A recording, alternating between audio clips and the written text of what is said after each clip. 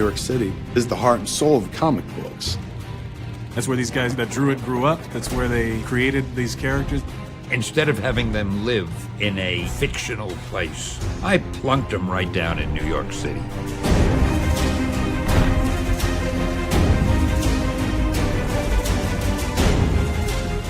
Whatever happens in New York is going to affect comic books whether you want it to or not.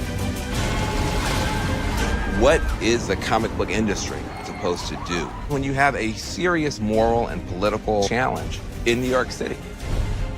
9/11 changed New York City and comic books forever.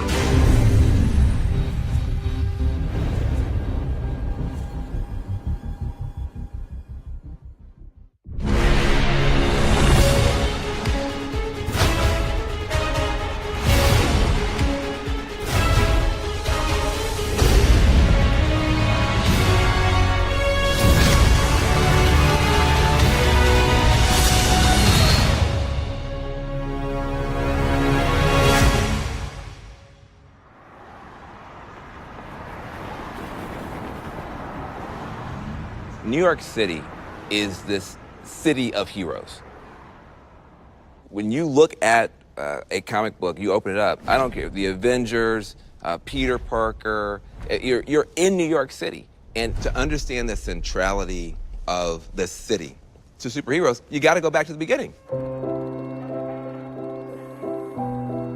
New York has always been synonymous with being a place where dreams come true.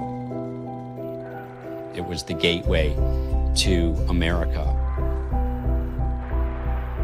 It's just a place where everybody has to cohabitate and figure it out. New York is so nice they named it twice. It's the earth, you know, sort of crammed onto this one little island. New York has always been that, and it was especially that in the 20th century when comic books were becoming a part of popular culture. New York was geographically central of comic books. The American comic book was born in New York by creators that had their roots in the ghettos of New York. I was born on Essex Street, New York's Lower East Side.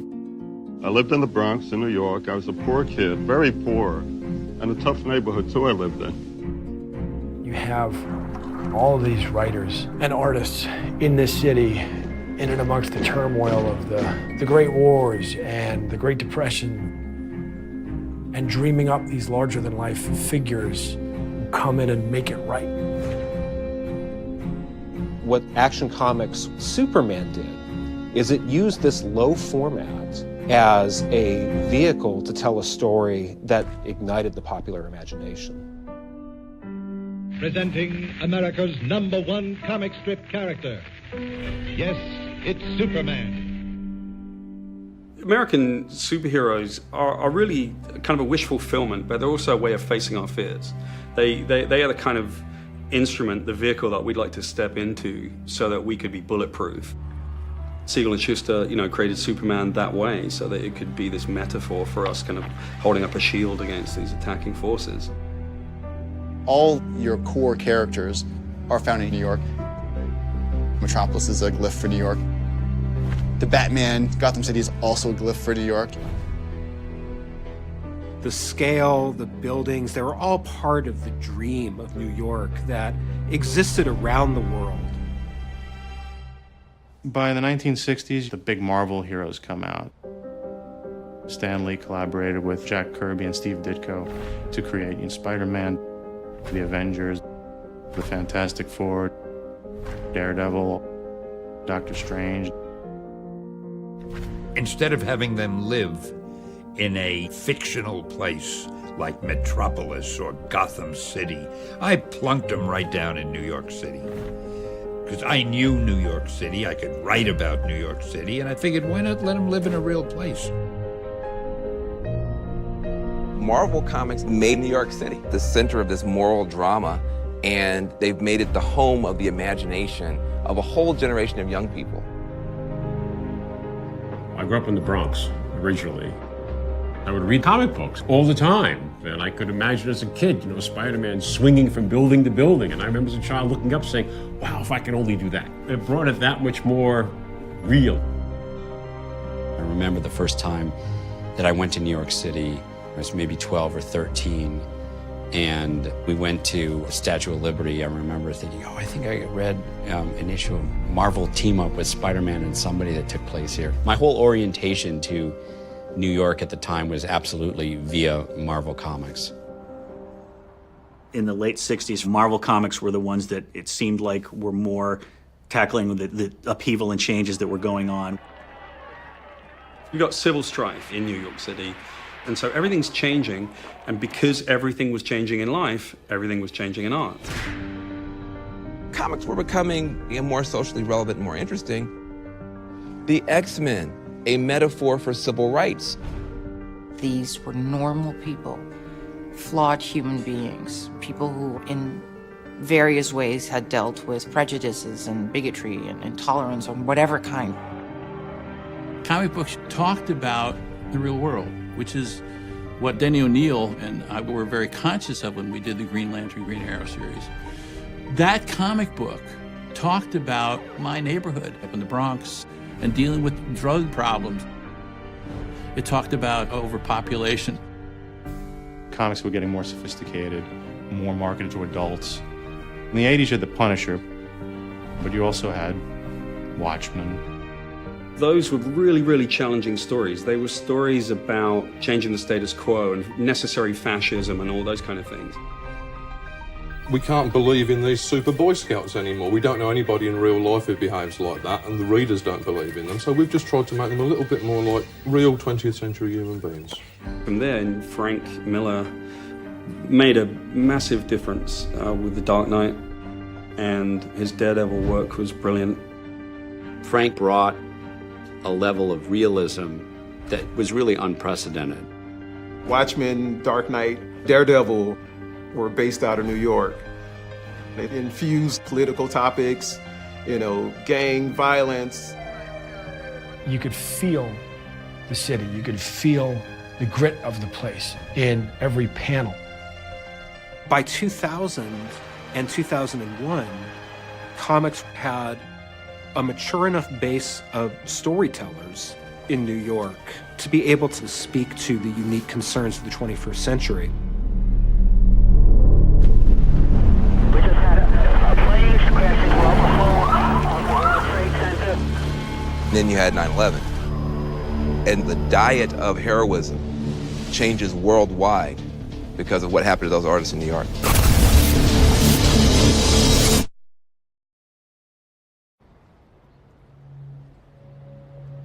Comic books are a kind of monolith to New York City. Same way the Twin Towers, where you look at them and they're kind of this gleaming ideal of American ingenuity, culture, art.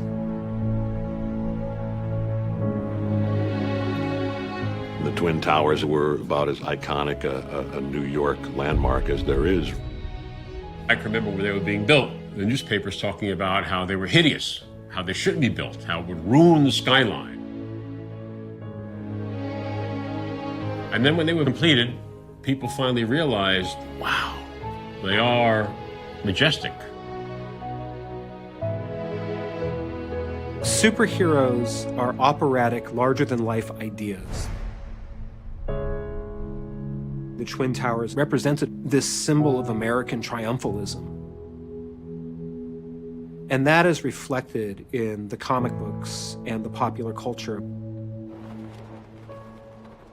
And then you had 9/11, after which everything changes.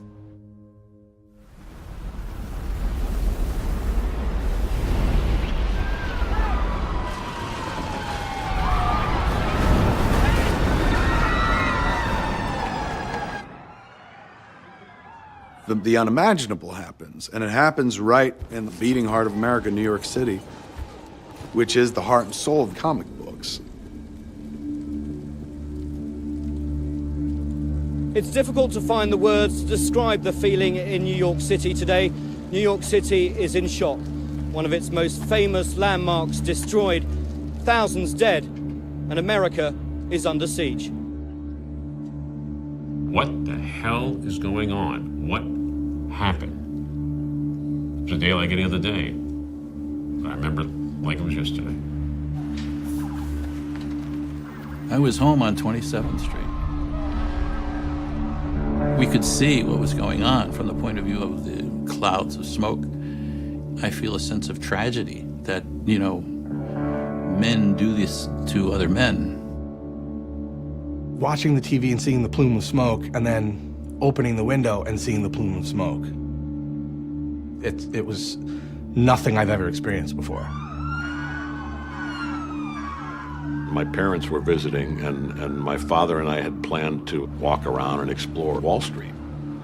And I ended up sleeping in a little later to catch a slightly later train. And when I did come downstairs, my folks were in front of the TV watching CNN, and we watched the whole thing unfold. And I went out my backyard, climbed up to the top of the hill, and you know, even from there, could see the smoke rising.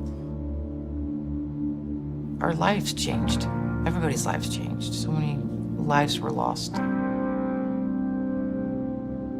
The Marvel and DC offices were both in New York, and so all of our friends, the people that we cared about, people that we were in the industry with, we wanted to make sure that everybody was okay and everybody was not okay. Some people dealt with their grief really differently. The dust from 9/11 is on the tables and the platforms in those buildings when it's time to go back in there and make the next issue. My mom worked in the World Trade Center when I was a young kid. You know, I used to visit the Twin Towers all the time. And so for me, they were personal. How do I represent what has happened in a way that's not just for entertainment? Comics responded to 9/11 immediately.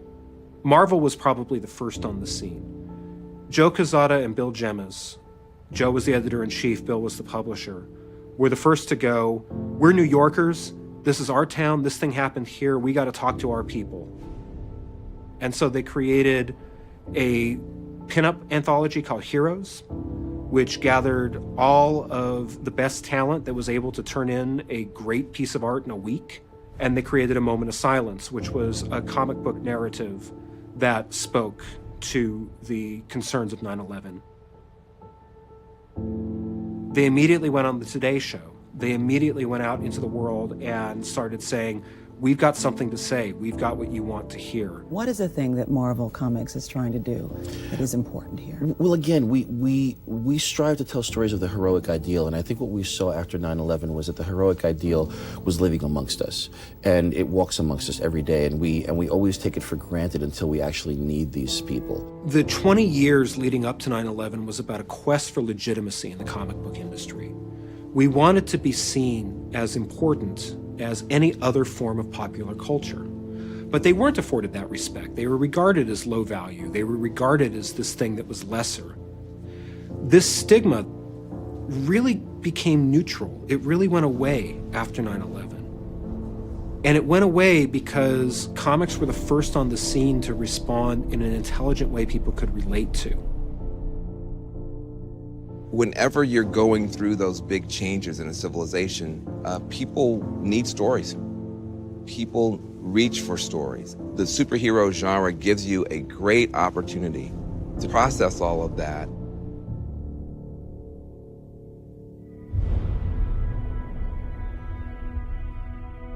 J. Michael Straczynski wrote a Spider-Man comic where Spider-Man's at 9/11, and he expresses all those feelings in December of 2001. Spider-Man down at ground zero, it's the sense of, even me as an FBI agent, your soul is ruined. You are internally destroyed.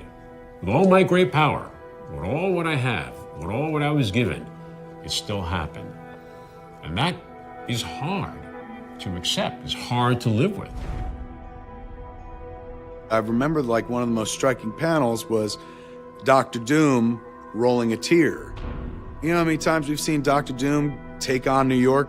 Even Dr. Doom was like, whoa.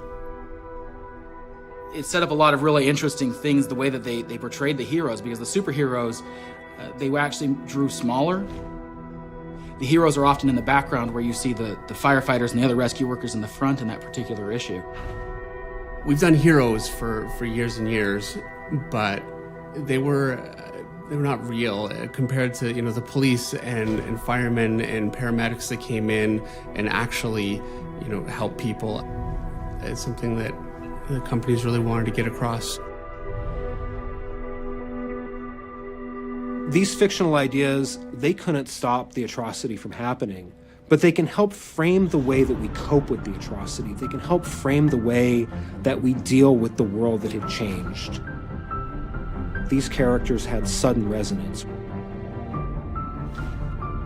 I think that comics after 9/11 were just beginning. I think the superhero worlds were really just beginning.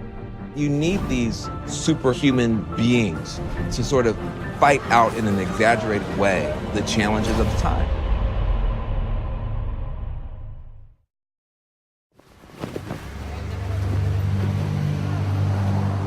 After 9/11, New York City was kind of an incredible place to be.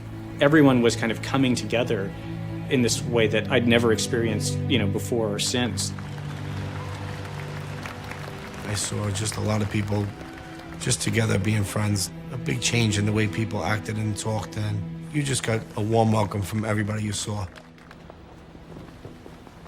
We suddenly started plastering American flags in our apartment windows and adding American flags to our comic books. That was a time when patriotism became much more important in America. The first Spider-Man movie with Tobey Maguire had been filmed, had been written before 9/11 happened, but the movie opened with an American flag. It closed with an American flag, which was really a big thing after 9/11. People just, I think they felt that when they went and saw it, and I think that's one of the reasons why it became as popular as it did. That patriotism, and specifically New Yorkers coming together and I love New York kind of vibe was a very important part of the film. Show the bad guys that you know, they can't keep us down. They can maybe knock us down, but New York is going to get right back up. The advertising campaign for Spider-Man was built around the Twin Towers. There was a teaser trailer, and Spider-Man basically saves the day by spinning a web between the Twin Towers. It was a great campaign, a great way of kind of, you know, saying, hey, here's this hero that you've been waiting for all these years going to be on the big screen in New York City, and what could be more iconic for New York. But at the same time, those images became these kind of triggers for just really complicated emotional reactions for people. So they pulled that entire campaign. I remember having a conversation with Sam about, he was talking to the marketing people and saying, you know, maybe we just leave it. But the decision was made to deal with the reality and the aftermath. You could see something about that movie was kind of taking hold. With Spider-Man, he's a guy who's kind of a metaphor for the everyman. It was a man personally going out there, fighting for New York and taking matters in his own hands. And you have epic, evil battles. They're superheroes and they're winning. And so it's something that all of us, it was probably the most gratifying thing that could come along at that moment. After we had all felt so powerless, the world was just ripe for that kind of storytelling. God bless you, Spider-Man. Bless you. In a weird way, it was Spider-Man that reminded Americans that after 9/11, they needed superheroes. We wanted a savior we could believe in. We wanted a hero we could believe in that would swoop in and save New York, because saving New York was about saving our idea of the United States. When Marvel recognized that they had the opportunity to tell stories set in this ambiguous new war on terror environment, they took the idea of superheroes and set the stakes in a way that people would understand. Captain America especially was a way to inspire people to cope with the changes that were happening in the country at the time. Marvel wanted Captain America to represent something that we really needed. Captain America was a symbol of America. He was a New Yorker fighting the Germans, you know, during World War II, at a time when our country was at stake. Joe Simon and Jack Kirby created him a little before the war, but as a rallying cry to get America to fight fascism.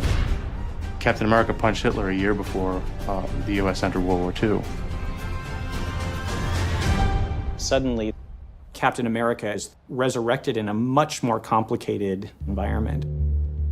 We're in a new world. It wasn't like, you know, Captain America versus the Red Skull type of a conflict. It was just this madness. There's such anger, and we better blast the hell out of somebody. Everybody's ready to flatten someone. The House of Representatives have spoken clearly to the world. The gathering threat of Iraq must be confronted. Suddenly, we're going to invade Iraq. That had nothing to do with 9/11. People started questioning their government to the point of protest. It was a massive rally up and down First Avenue. Fights broke out. 8 cops were injured, some 50 protesters arrested. In New York, you have Americans choosing sides and becoming very partisan. That's just going to affect comic books immediately because all our offices were in New York and all our editors were in New York. Marvel has a New York office, and so they're there in it, and you want to say something. Writers forced Cap to question the choices his government was making because the writers could not continue to write this character as a proud patriot when New York was going through such a violent and terrible upheaval. Captain America is America, you know. He's the super soldier. He's the leader of armies. And then now he's opposed to the war. I was surprised that comic books stepped up because Dixie Chicks said something wrong about Bush and their album sales dropped. Lead singer Natalie Maines said she was ashamed President Bush was a Texan. Some protesters used a tractor to smash the group's CDs. Suddenly things were a lot more blurry, and the black and white ideologies of heroism that defined superheroes before 9/11 didn't really apply. When America becomes polarized, and America no longer has a center, you're either on the left or the right. Who does Cap side with? That question, just as it tore apart American society, and New York in particular, tears apart the comic book universes.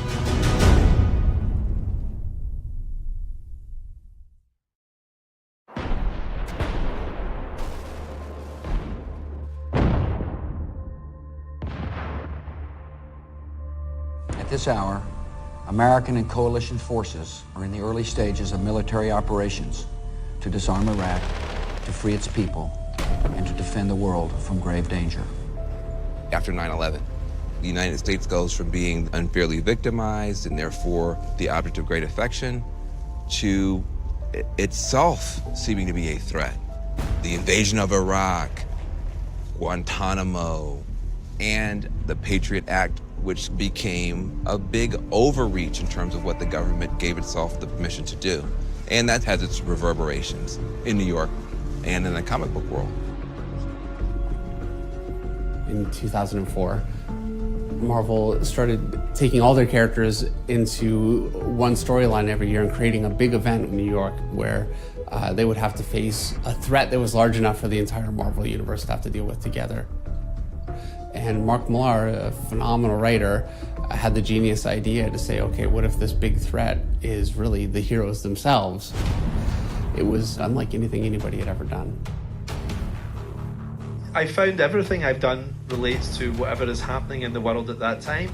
And Civil War was a response to the very polarized America that I saw when I traveled to New York every 2 or 3 months. I used to be in New York, and I would see a country that didn't seem very at ease with itself. People just seemed to be having these massive polarized arguments, and for me that ended up working its way into a superhero story.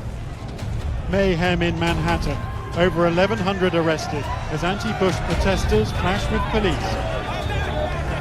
Comic book artists and authors were able to use this visual medium to debate what was being debated in the political sphere at the time. Civil War began with a tragedy in Stamford, Connecticut, where the actions of a team of inexperienced young superheroes resulted in the death of several hundred people, including about 60 school children. It was obviously an analog to what happened in 9/11. So the US government passed the Superhero Registration Act, which required that all superpowered beings register their identities with the government, become trained by the government. In the Marvel Civil War context, the government says, listen, you guys are going to have to register and do all these things and follow all these rules. Is that securing freedom, or is that the end of freedom? This is a question that the Patriot Act raises. It's a question that the entire war on terror raises. That question, this is a tore apart New York City, tears apart the Marvel Universe. It's that profound a question in the minds of the artists and society that you literally have a civil war, not between villains and heroes, but a war among the heroes, because the answers are no longer obvious. Civil War was a case where there were people who had different ideological beliefs that led them into conflict. They thought they were right, and it was leading to all-out war. It pitted Captain America and Iron Man against each other. Captain America's viewpoint was the idea of, I fought for these freedoms, I fought the Nazis for this, and we're just going to voluntarily hand them over? No, I'm not going to do that. Whereas Iron Man's position was, we should trust in the government to best manage this. Iron Man represented the Republicans because Tony Stark is really a guy who has like loads and loads of money and he makes munitions. And Captain America represented the Democrats. But Spider-Man's us. He was every man trying to work out, what do I do? He was a moderate guy in the middle, living in New York City, trying to work out what was happening. I was a New Yorker at the time of 9/11, so I was traumatized and worried. I was behind the Iraq War, the Patriot Act.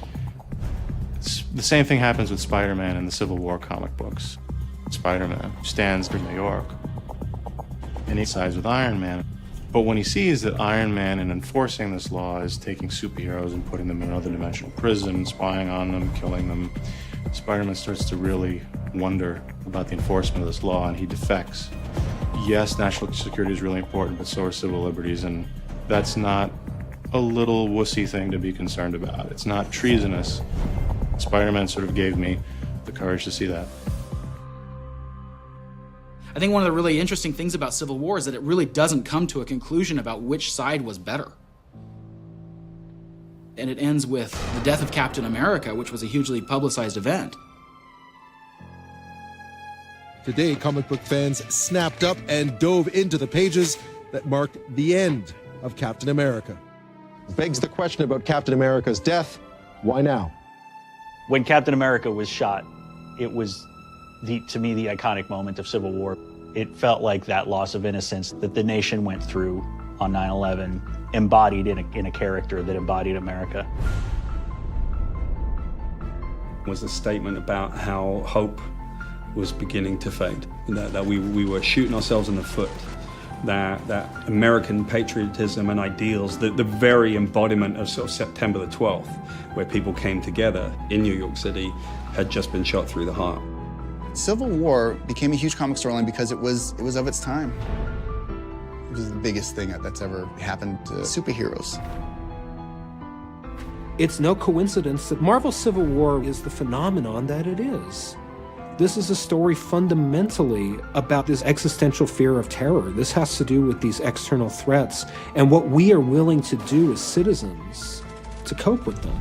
Having the story set in New York help people wrap their arms around how they can be change agents in their own life. Whether it's 9/11 or the Patriot Act, I think that's all fair game in comic books and all sort of ripe material for comic book filmmakers like Chris Nolan to draw from.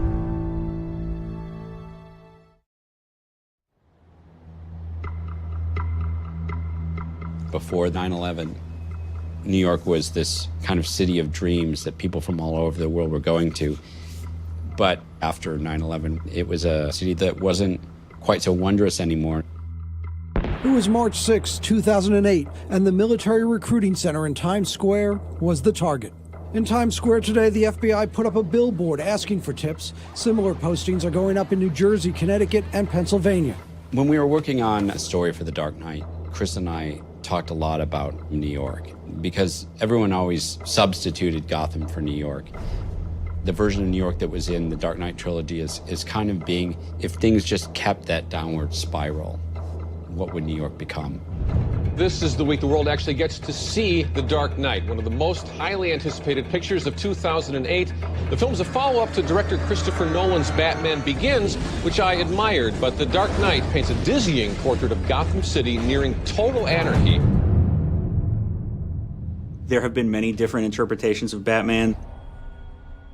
Tim Burton's Batman, wonderful movie, but there's a choice made to set it in a time and place. You had the Jack Nicholson Joker, larger than life. There was the campiness of Batman. We felt that the Burton Batman, as wonderful as they were kind of out of lockstep with where the public psyche was at the time, especially in and around New York City. We were reading secondary terrorist attacks in New York City and saying, okay, how can we take a page from reality and bring it into this fictionalized world? It's not enough to have a supervillain rob a big bank. If we're going to delve into this, then the villains need to become truly villainous. And the way that you become villainous is that you terrorize people. 9/11 changed the perspective and the attitude towards the material. When you think about that event and you think about how massive that was for everyone, Americans and people around the world alike, it's not something that you just take out of your thinking. In The Dark Knight, you are presented the Joker, who is a different Joker than we've ever seen before. All you care about is money. This town, it deserves a better class of criminal. Heath Ledger's Joker, he really embodied a terrorist that nihilistically wanted to destroy New York City because he hates what it represents, and there's a certain feeling that that's what happened in 9/11. Terrorism, it's rooted in a philosophy, a particular interpretation of religion that seems extremely alien to us. Terrorists had a mission, if you will, to fulfill with organized, if you will, mayhem here in New York City, the same way the Joker did as well. When we were reconceiving of the Joker, we talked about the kind of tactics that the insurgents were using, the way that they would, kidnap people and execute them and terrorize. How do you deal with terrorists? In some ways, the hero becomes the anti-hero who's willing to throw away his or her own moral code, get down to the level of the villain in order to prevail. Well, that is 180 degrees from the lessons of comic books for 30 years. A strong part of Chris's theme in those movies was the blurring of the lines between good and evil, and Batman takes this a step into a darker ethical and moral world. That was a moment in which you had the first revelations about the warrantless wiretapping that they were doing. And it was something that I was fascinated by. You've turned every cell phone in Gotham into a microphone. I've got to find this man, Lucius. At what cost? The story of what he's willing to do to stop something terrible from happening, for me, takes on much more dimension. It's got much more grit to it, because he's willing to go a little too far. One of the questions that we were constantly trying to subtly posit to the audience is, are the methods he's employing actually making things better? We were trying to draw those kinds of analogies into the superhero world. We have these duality in our personalities, and we have the dark side and the light side, and sometimes we think we need to go to the dark side to solve the problems and the issues. Harvey Dent has a line in The Dark Knight, which is, You either die a hero or you live long enough to see yourself become the villain. The longer the fight goes on, the more likely that something in your soul gets a little compromised and you find yourself on the other side of it. We wanted to take the film to the nightmarish version of what if the villain's plot, which is always foiled in every comic book movie, what if it wasn't? Right? What happens in the fallout from that event? Every event since the attacks has shaped the way the comic books work, the way the characters interact with each other, the issues they're concerned about. 9/11 changed New York City like we've never seen before. 9/11 didn't just change facts. 9/11 changed fiction.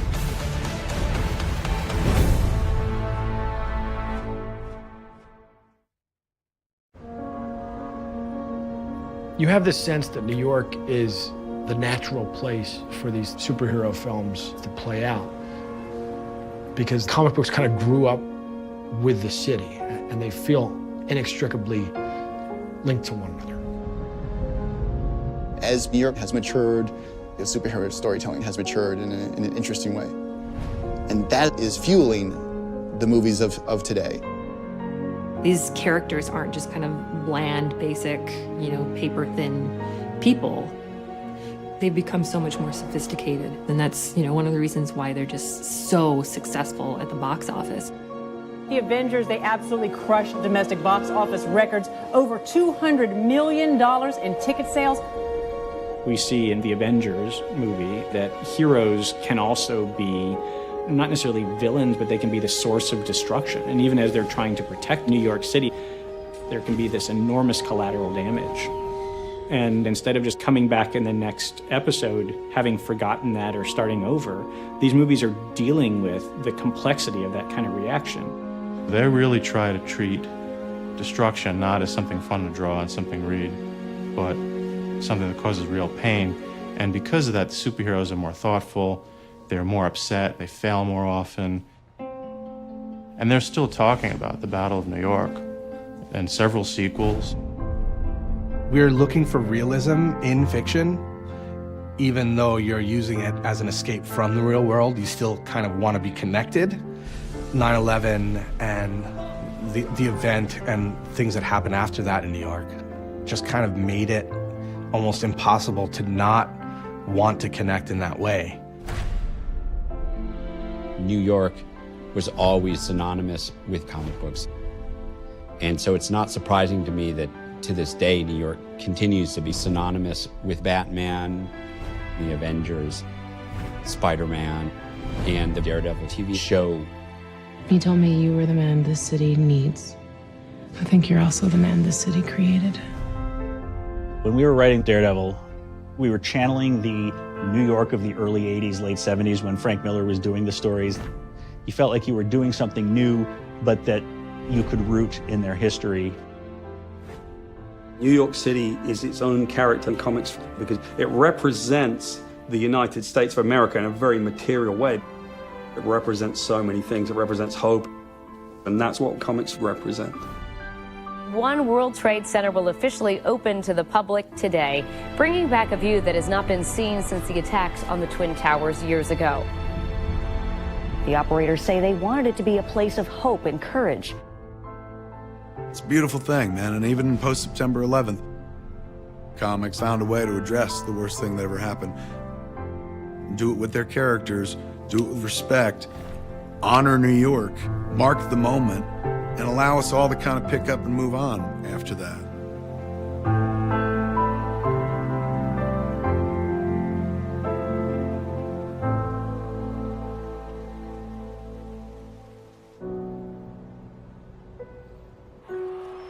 When you look around now in New York City, the superhero is everywhere. In the same way that in Rome, the Roman gods were everywhere. And the Roman gods were everywhere doing the things that gods do to teach lessons for people, to teach lessons for mortals. And increasingly, the superhero has been playing that role, and they certainly did after 9/11. It's a forum that deals with high philosophy. Virtue. What is virtue? What is good? Who is good? What is my duty? What is right and what is wrong? It's something that helps bring us together as New Yorkers and as Americans and as a bunch of people with our inner 9-year-olds still alive and well. New York is this city of heroes, it's also a city of dreamers. That connectivity to the city and the place where all of this was dreamt up is still very, very important. I think it'd be a shame if that ever went away. We all are on this little island together, and we're in it together, and we're fighting together, and we're coexisting together. I really believe that this is a place where, you know, heroes are born. By setting the superhero universe in New York, comics had enlarged the idea of the city from what was already a very large idea in the human consciousness. The city was no longer just the place that you went to prove yourself. The city created all kinds of aspiration. The city was a city of heroes. Really, that's the only place a superhero can effectively belong.